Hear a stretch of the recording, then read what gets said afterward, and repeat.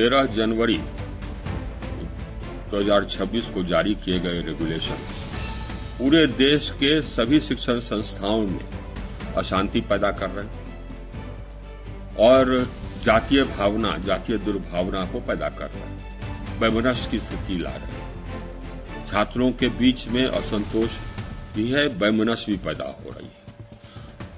और ये सब कारण, ये सब नासमझी से यह रेगुलेशन एक ऐसे मस्तिष्क की उपज है या ऐसे मस्तिष्कों की उपज है जिसको कि संविधान की जानकारी नहीं, ऐसे मस्तिष्कों की उपज है जो मूर्खतापूर्ण से भरा हुआ है, लेकिन जातीय विष से भी भरा हुआ है।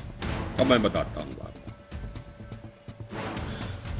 इस रेगुलेशन में भेदभाव की बात कही गई है और यह बताया गया है कि यह रेगुलेशन भेदभाव रोकने के लिए लाया गया है, डिस्क्रिमिनेशन रोकने के लिए लाया गया है। डिस्क्रिमिनेशन या भेदभाव वो करता है जिसके पास शक्ति हो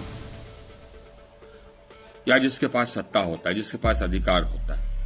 शिक्षण संस्थाओं में अधिकार, सत्ता, शक्ति यह शिक्षण संस्थाओं के संचालकों के पास होता है, उसके विद्यार्थियों के पास नहीं होता।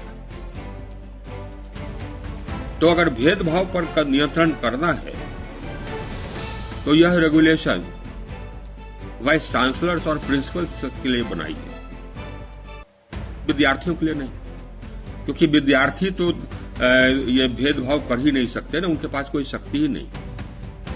ये समझ नहीं है, जिन्होंने भी इस रेगुलेशन को ड्राफ्ट किया उसको ये बात समझ में नहीं आई कि डिस्क्रिमिनेशन का अर्थ क्या होता है, भेदभाव का अर्थ क्या होता है। भेदभाव कौन कर सकता है?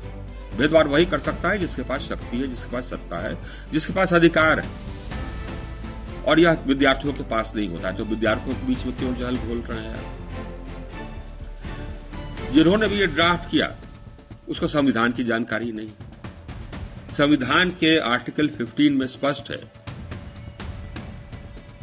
कि धर्म, जाति इत्यादि, प्लेस ऑफ बर्थ, इस सब के आधार पर कोई भी भेदभाव गैर कानूनी है,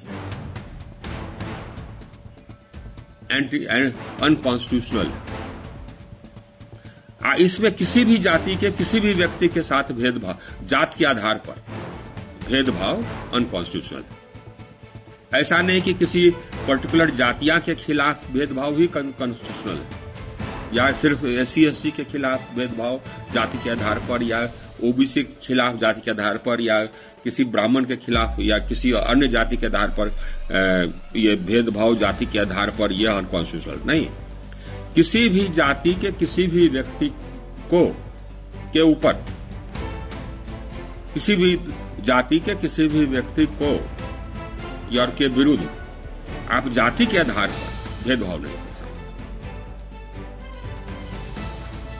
और इसको इन्होंने बदलने का कोशिश किया।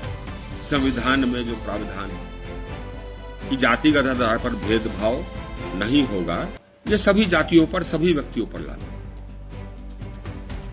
इन्होंने कहा कि नहीं साहब से अपने को डेफिनेशन में इन्होंने कहा है कि नहीं, जातिगत आधार पर भेदभाव सिर्फ SC ST और OBC पर लागू होगा, तो अनकॉन्स्टिट्यूशनल। इसकी बात भी समझ में नहीं आई। और UGC है भाई, पढ़ाई लिखाई का सर्वोच्च संस्था, और कॉन्स्टिट्यूशन नहीं पढ़ते, और कॉन्स्टिट्यूशन नहीं पढ़ते, इसके कारण विष पैदा करते हैं, या विष पैदा करने का इनका मकसद ही। दो भाग है, एक, और जैसे कि हमने पहले कहा, दो भाग है।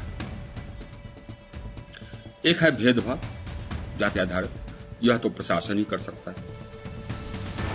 दूसरा है कैंपस में सौहार्दपूर्ण वातावरण। तो कैंपस में सौहार्दपूर्ण वातावरण के लिए आप अगर जातिगत भावना से प्रेरित होकर के काम करिएगा तो सौहार्दपूर्ण वातावरण कहां से आएगा? तो आप तो सौहार्दपूर्ण भावना को, छात्रों के बीच में सौहार्दपूर्ण भावना को आप नष्ट कर रहे हैं। यही आपका मकसद है क्या? इस रेगुलेशन में आप स्क्वाड्स बना रहे हैं जांच के लिए। यह तो हिटलर करता था, उसके एसएस स्क्वाड्स होते थे नाजी जर्मनी के, जो कि ज्यूज के खिलाफ खोज करते रहते थे या ऐसे व्यक्ति के खिलाफ खोज करते रहते थे जो किसी भी कारणवश किसी सरकार के खिलाफ बोल दे या हिटलर के खिलाफ बोल दे। ये तो वही परिस्थिति आप ला रहे। इससे सौहार्द कहां से होगा? छात्रों के बीच में ये समझ में बात नहीं आती कि छात्रों के बीच में सौहार्द पैदा करने की आवश्यकता है।